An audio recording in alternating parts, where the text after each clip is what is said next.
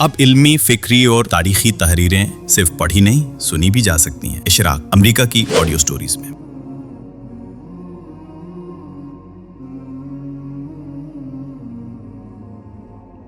حیات امین، سوانح مولانا امین احسن اصلاحی، قسط نمبر 26۔ صاحب تدبر قرآن کی وصیت کے مطابق ان کے سوانح نگار نعیم احمد بلوچ کے قلم سے۔ جماعت اسلامی سے علیحدگی کے واقعے کو سمیٹتے ہوئے مناسب معلوم ہوتا ہے کہ مولانا اصلاحی کا وہ خط بھی یہاں درج کر دیا جائے جو انہوں نے مولانا مودودی کو لکھا تھا۔ مجھے جماعت کی موجودہ پالیسی، اس کے موجودہ نظام اور اس کے موجودہ دستور سے اتفاق نہیں ہے، اور بدقسمتی سے آپ پر بھی آپ کے بعض اقدامات کے سبب سے مجھے اعتماد باقی نہیں رہا ہے۔ جماعت کے کچھ مخلصین جو اصلاح احوال کی کوشش کر رہے تھے، اب وہ بھی اپنی کوششوں میں ناکام ہو کر مجھے اپنی مایوسی کی اطلاع دے چکے ہیں۔ اس وجہ سے نہایت افسوس کے ساتھ اب میں جماعت کی رکنیت سے استعفیٰ دیتا ہوں۔ اس موقع پر میں یہ ظاہر کرنے میں اطمینان اور خوشی محسوس کرتا ہوں کہ مجھے اس جماعت سے جو محبت رہی ہے، انشاءاللہ بحیثیت مجموعی وہ اب بھی قائم رہے گی۔ اس جماعت کے اندر میرے بہترین احباب ہیں جن کے دینی جذبات و احساسات کی میرے دل میں بڑی قدر و عزت ہے۔ آپ سے مجھے کوئی ذاتی رنجش یا شکایت نہیں ہے، اور اگر ہے تو میں اس کو صدق دل سے معاف کرتا ہوں۔ 14-15 سال کے تعلق کے دوران میں آپ کو مجھ سے بہت سی تکلیفیں پہنچی ہوں گی۔ میں ان سب کے لیے نہایت ادب سے معافی مانگتا ہوں اور اپنے لیے دعا کی درخواست کرتا ہوں۔ مرکز یا جماعت کے کسی اور رفیق کے لیے میری کوئی بات وجہ شکایت بنی ہو تو میں آپ کے واسطے سے ان سے بھی معافی کی درخواست کرتا ہوں۔ سہ-ماہی تدبر، جولائی 1998۔ نئی مصروفیات۔ حج کے سفر پر جانے سے پہلے ہی جنوری 1958 میں محترم خالد مسعود اپنے ایک دوست محبوب سبحانی صاحب کے ساتھ مولانا امین احسن اصلاحی کی خدمت میں حاضر ہوئے اور درخواست کی کہ اپنے اوقات میں سے کچھ فارغ وقت ان کے لیے نکالیں۔ وہ ان سے ان کے خاص طریقہ کار سے قرآن مجید پڑھنا چاہتے ہیں۔ جناب خالد مسعود اس وقت ایک نوجوان سائنس گریجویٹ تھے اور خاندانی پس منظر کی وجہ سے دین سے گہرا شغف رکھتے تھے۔ مولانا اصلاحی کے فہم قرآن سے بطور خاص متاثر تھے۔ وہ میرے سسر تھے، چنانچہ اس موضوع پر ان سے کئی دفعہ گفتگو ہوئی۔ ایک دفعہ میرے استفسار پر انہوں نے فرمایا کہ ان کے ذہن میں قرآن کے حوالے سے یہ سوال رہتا کہ عام سے عام کتاب بھی ایک مربوط اسلوب بیان رکھتی ہے، لیکن قرآن مجید میں بہت سارے مقامات ایسے ہیں کہ وہ اقوال کا منتشر مجموعہ لگتا ہے، اس کے کلام میں کوئی ربط ضبط نہیں۔ عام طور پر جو رب بیان کیا جاتا تھا اس پر ان کا ذہن مطمئن نہیں ہوتا تھا۔ البتہ مولانا اصلاحی کے دروس سننے اور ان کی تفسیری مضامین پڑھنے کے بعد انہیں یہ خوشگوار احساس ہوا کہ قرآن مجید تو ایک مربوط اور منضبط کلام ہے۔ اس وجہ سے وہ مولانا اصلاحی سے بہت زیادہ متاثر تھے۔ محبوب سبحانی صاحب ایک صحافی اور ہومیوپیتھک معالج تھے۔ اس وقت وہ روزنامہ مشرق سے وابستہ تھے۔ جماعت اسلامی سے تعلق کی وجہ سے دینی مزاج بھی رکھتے تھے۔ جناب خالد مسعود صاحب بتاتے تھے کہ کیسے پہلے دن وہ سبحانی صاحب کے دفتر پہنچے اور دونوں مل کر مولانا اصلاحی کے پاس یہ درخواست لے کر گئے۔ مولانا دروس میں ان کی شرکت کی وجہ سے ان سے شناسائی رکھتے تھے، پھر ان کا شوق دیکھ کر انکار نہ کر سکے۔ مولانا نے ان دونوں حضرات کو نماز عصر کے بعد کا وقت دیا۔ دونوں حضرات روزانہ قرآن مجید لے کر آتے اور نماز مغرب تک موجود رہتے۔ اس دوران میں ادھر ادھر کی باتیں ہوتی رہتی مگر قرآن پڑھنے کی نوبت نہ آتی۔ اسی دوران میں مولانا حج پر تشریف لے گئے اور واپسی پر یہ دونوں حضرات ایک بار پھر ان کی چوکھٹ پر آن موجود ہوئے۔ کم و بیش 3 ماہ تک یہی صورتحال رہی۔ یہ در حقیقت ان دونوں حضرات کی آزمائش تھی۔ ان کی استقامت اور لگن دیکھ کر آخر ایک دن مولانا فرمانے لگے، تم لوگ بڑے سخت جان ہو۔ میرا خیال تھا کہ بس ایسے ہی شوق میں پڑھنے کی وقتی خواہش ہے، چند روز میں یہ جوش ختم ہو جائے گا۔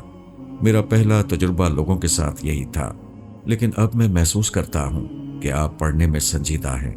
چلیں کام شروع کرتے ہیں۔ جناب خالد مسعود نے بتایا کہ یوں باقاعدہ تدریس شروع ہوئی۔ تعلقات آگے بڑھے۔ ان 2 حضرات کے ساتھ ان کے کچھ اور دوست بھی شامل ہو گئے۔ ان میں کچھ طالب علموں کے نام یہ ہیں: جناب خالد مسعود، جناب محبوب سبحانی، جناب سعید احمد، جناب سلیم کیانی، جناب محمود لودھی، جناب محمد داؤد، جناب محمد اسحاق، جناب عبداللہ غلام احمد، جناب ماجد خاور۔ یہ تدریس کا ابتدائی دور تھا۔ ماہنامہ میثاق کا اجرا۔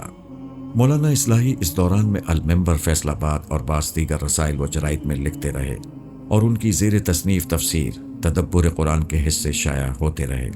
وہ اس کی ضرورت محسوس کرتے تھے کہ ان کی نگارشات کے لیے کوئی باقاعدہ جریدہ ہونا چاہیے، لیکن ان کے پاس افراد کار کی کمی تھی۔ ان نوجوانوں کی آمد کے بعد ان کا حوصلہ بڑھا، خاص طور پر انہیں ان شاگردوں میں سے جناب خالد مسعود کی صلاحیتوں پر بطور خاص اطمینان تھا۔ چنانچہ انہوں نے اپنے پرچے کے اجرا کا فیصلہ کیا۔ اس کے نتیجے میں ماہنامہ میثاق کا پہلا شمارہ جون 1959 میں منظر عام پر آیا۔ اس کے ابتدائی شمارے میں شامل مضمون تذکیر و تذکرہ و تبصرہ میں مولانا اصلاحی نے رسالے کی وجہ تسمیہ اور مقاصد کی وضاحت کی۔ وہ لکھتے ہیں، رسالے کا نام میثاق محض اتفاقا نہیں رکھا گیا، بلکہ سوچ سمجھ کر منتخب کیا گیا ہے۔ یہ نام بڑی حد تک اس مقصد کی ترجمانی کرتا ہے جس کے پیش نظر یہ رسالہ جاری کیا جا رہا ہے۔ ماہنامہ میثاق جون 1959۔ مولانا اصلاحی نے لفظ میثاق کے لغوی اور مانوی پہلوؤں پر قرآن و حدیث کی روشنی میں بحث کرتے ہوئے واضح کیا کہ اس سے مراد وہ عہد و پیما ہے جو خدا اور اس کے بندوں کے درمیان طے پایا۔ مولانا لکھتے ہیں، یہ رسالہ اسی میثاق کی تذکیر اور یاد دہانی کے لیے جاری کیا گیا ہے اور اسی نسبت سے اس کا نام میثاق رکھا گیا ہے۔ آگے چل کر وہ فرماتے ہیں، انشاءاللہ ہر باب میں اس کا انداز بحث علمی اور تحقیقی ہوگا۔ اس میں نقل کے ساتھ ساتھ عقل کو بھی وہی اہمیت دی جائے گی جس کی وہ مستحق ہے، تاکہ وہ لوگ بھی ان مباحث سے پورا فائدہ اٹھا سکیں جو جدید نظریات کے فریب میں مبتلا ہیں۔ ایسے اہل فکر کے لیے یہ رسالہ انشاءاللہ روح پرور اور صحت بخش غذا ثابت ہوگا۔ ہمارے کالجوں اور دینی مدرسوں میں بھی بہت سے اہل صلاحیت و ذی فہم لوگ موجود ہیں جو خدا کی شریعت کو اس دور کے تقاضوں کے مطابق سمجھنا چاہتے ہیں، لیکن ان کی فکری تشنگی بجھانے کا سامان کہیں نہیں ملتا۔ مجھے امید ہے کہ اس رسالے کے مضامین میں ان کے لیے قیمتی فکری مواد فراہم کریں گے۔ میثاق کے ضمنی مقاصد میں یہ بھی شامل تھا کہ مولانا اصلاحی اپنے استاذ مولانا حمید الدین فراہی کے علمی و فکری ورثے کو عام لوگوں تک پہنچائیں اور اپنی تصنیفات کی اشاعت اسی رسالے کے ذریعے سے کریں۔ میثاق کے نام میں اس طرف بھی ایک لطیف اشارہ تھا۔ جب لاہور سے ماہنامہ میثاق کے اجرا کی خبر عام ہوئی تو بعض حلقوں میں یہ گمان کیا جانے لگا کہ شاید میثاق مولانا اصلاحی نے مولانا مودودی کی مخالفت میں نکالا ہے۔ اس کی وضاحت مولانا اصلاحی نے یوں فرمائی، اس رسالے کے متعلق کسی کو یہ غلط فہمی نہیں ہونی چاہیے کہ یہ کسی کی مخالفت کے لیے نکالا گیا ہے۔ اگر خدا نخواستہ ایسا ذلیل مقصد پیش نظر ہوتا تو میری دعا ہے کہ یہ ایک دن بھی جاری نہ رہے۔ ہماری مخالفت اگر ہوگی تو صرف غلط نظریات اور باطل عقائد سے ہوگی، خواہ وہ کسی کی طرف سے ظاہر ہوں۔ اگر وہ اسلام پر غلط اثر ڈالنے والے محسوس ہوئے تو ان پر ضرور تنقید کی جائے گی۔ میثاق میں مولانا اصلاحی کی تفسیر تدبر قرآن کے اجزاء باقاعدگی سے تدبر قرآن کے عنوان سے شائع ہوتے تھے۔ اس کے علاوہ مطالعہ حدیث اور متعلقہ علمی مقالات بھی مستقل سلسلے کے طور پر شائع کیے جاتے۔ کتب پر تبصرے تفریز و تنقید کے عنوان سے شامل کیے جاتے تھے۔ اسی کے ساتھ مولانا اصلاحی کی مختلف تصانیف کے اجزاء بھی انہی کے مخصوص عناوین کے تحت میثاق میں چھپتے رہے۔ مولانا اصلاحی کا سفر نامہ سفر حج جو پہلے المنبر میں شائع ہوتا تھا، اب وہ بھی اسی رسالے میں قسطوار شائع ہوا۔ کبھی کبھار وہ مختصر علمی تحریریں اشارات کے عنوان سے بھی دیتے۔ یہ زیادہ تر ملکی حالات و واقعات پر تبصرہ ہوتا تھا، جبکہ مراسلات و مذاکرہ کے حصے میں علمی سوالات کے جوابات خود مولانا اصلاحی دیا کرتے تھے۔ میثاق کے زیادہ تر مضامین مولانا ہی کے قلم سے نکلے۔ دیگر مستقل لکھنے والوں میں خالد مسعود، ڈاکٹر سعید رمضان، مولانا عبدالغفار حسن، مولانا سید جلال الدین انصر عمری اور مولانا ضیاء الدین انصاری کے نام شامل ہیں۔ مولانا اصلاحی کے وہ مضامین جو خاص طور پر میثاق کے لیے لکھے گئے بعد میں مقالات اصلاحی جلد اول و دوم میں شامل کیے گئے۔ میثاق کے مستقل حصے تذکرہ و تبصرہ میں علمی مباحث، وفات پانے والی شخصیات کے تذکرے، ملکی سیاست اور حالات حاضرہ پر تبصرے شامل ہوتے تھے۔ مولانا مودودی کے مضمون دین میں حکمت عملی کا مقام پر مولانا اصلاحی کی تنقیدی تحریر بھی اسی حصے میں شامل ہوئی۔ یہ ایک سنجیدہ علمی بحث تھی جس میں نثر کا انداز بھی نہایت متوازن اور تحقیقی تھا۔ اس کا ایک تعارف ہم اوپر کے صفحات میں کرا چکے ہیں۔ مولانا اصلاحی نے مولانا مودودی کے پیش کردہ نظریات پر ایک ایک کر کے علمی تنقید کی اور قرآن و سنت کی روشنی میں اپنا موقف واضح کیا۔ یہ سلسلہ جولائی 1959 سے اکتوبر 1959 تک جاری رہا۔ اسی حصے میں مولانا اصلاحی نے ملکی سیاست، سماجی حالات اور جماعتی سرگرمیوں پر بھی اظہار خیال کیا۔ 1964 کے صدارتی انتخابات پر ان کا تبصرہ ان کے سیاسی نظریات کا مظہر ہے۔ اس سے معلوم ہوتا ہے کہ مولانا ان حالات میں سیاسی رہنماؤں کے اخلاص اور سیاسی بصیرت سے کوئی زیادہ پر امید نہیں تھے۔ اسی لیے انہوں نے صدارتی انتخابات میں محترمہ فاطمہ جناح کی قیادت میں بننے والے اتحاد کے بجائے جنرل ایوب خان کی حمایت کی۔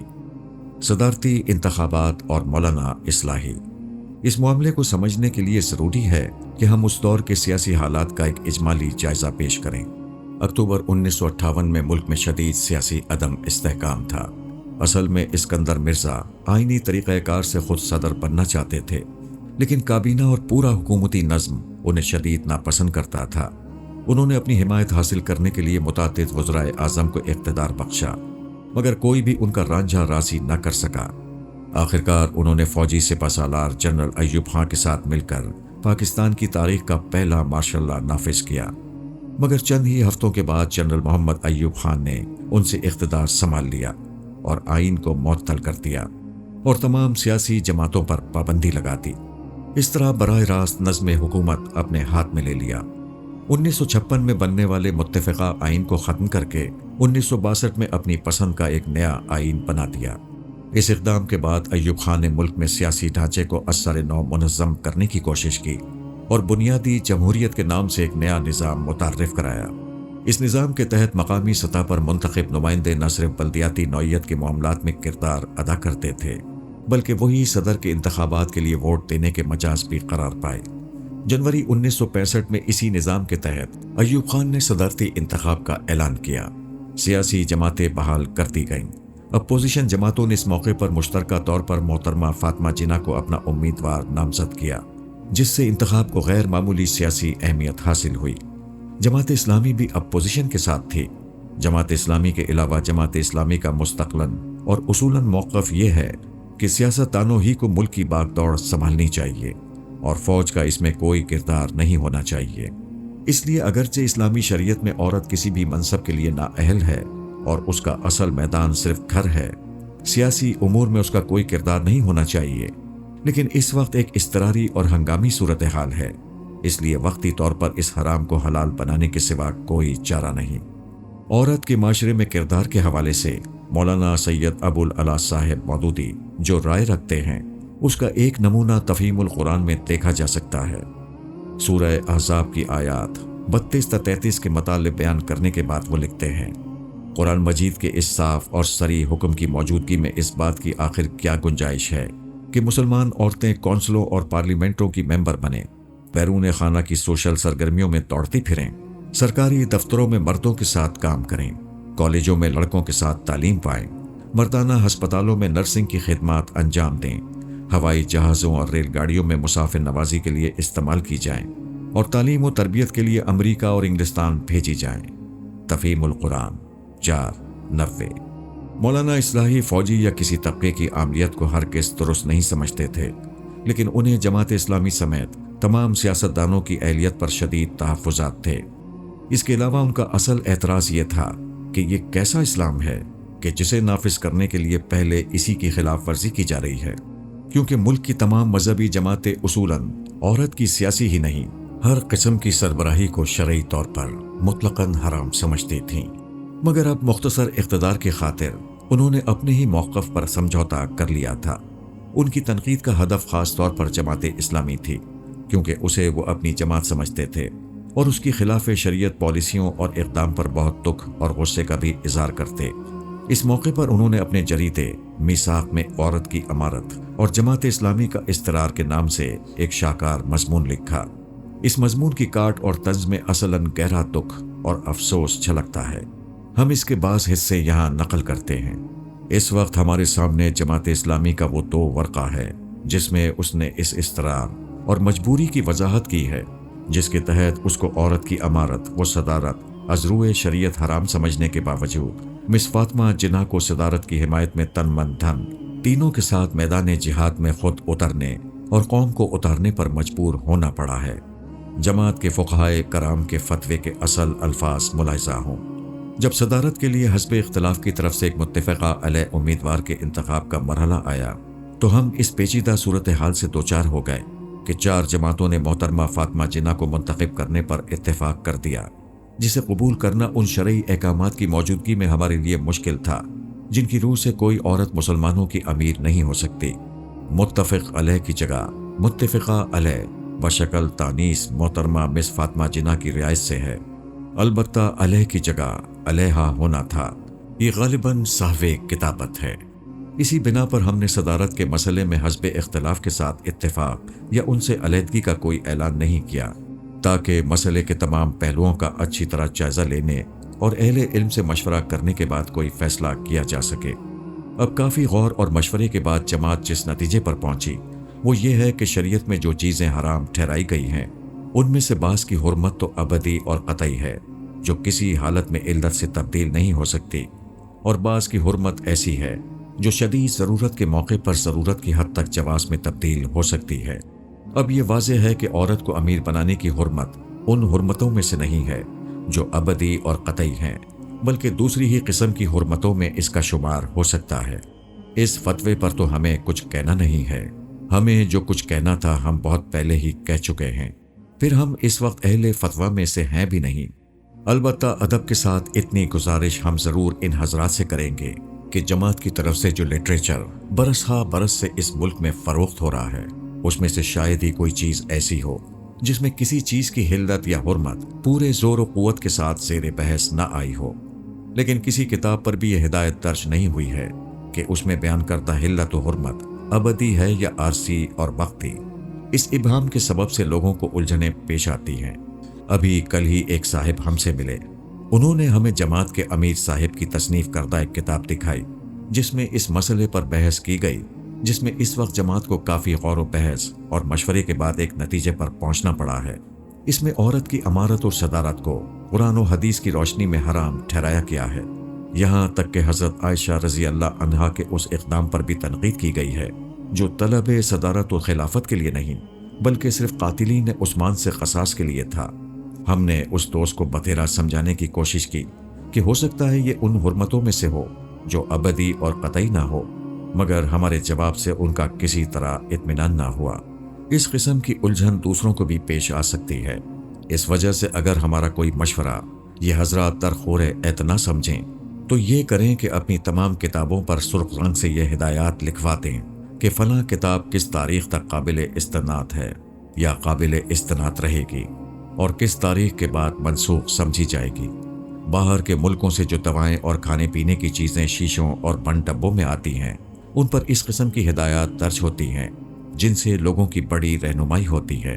اگر جماعت نے اس طریقے کو اپنا لیا تو اس سے لوگ غلط فہمیوں سے بھی محفوظ رہیں گے، اور یہ اپنی ندرت اور ترفگی کے اعتبار سے بھی لٹریچر خصوصاً مذہبی لٹریچر کی تاریخ میں ایسی چیز ہوگی کہ ہماری آئندہ نسلیں اس کو جماعت کی اولیات میں شمار کریں گی۔ اب دیکھیے نا، جماعت کے لٹریچر میں پردہ نامی ایک کتاب بھی ہے جس کو آج بھی جماعت کے سادہ لو ارکان پڑھتے اور سر دھنتے ہوں گے، حالانکہ مس فاطمہ جناح کی صدارت کے بعد وہ خاصی زائد المیعاد ہو چکی ہے۔ اسی طرح کی اور بھی چیزیں ہوں گی جن سے بلا وجہ لوگ الجھنوں میں پڑیں گے اور جماعت کو روز روز ان کے اعتراضات سے سابقہ پیش آئے گا۔ مقالات 1 119 تا 121